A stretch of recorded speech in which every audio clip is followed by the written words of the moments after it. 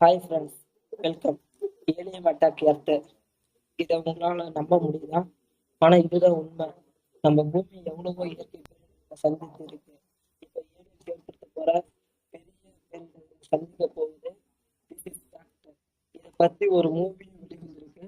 அது என்னன்னா The Game of Alien God. இதை பார்த்தீங்கன்னா உங்களுக்கு நம்ம பூமி எப்படி அட்டாக் பண்ணுறது புரியும். அது மட்டும் இல்லாம 2030 பூமி ஏலியன்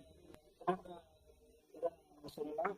ஏலியன்ஸ் வந்து பூமி அட்டாக் பண்றது 2030 உறுதியாகும்னு பல அறிவிப்புகள் சொல்லிட்டு இருக்கு.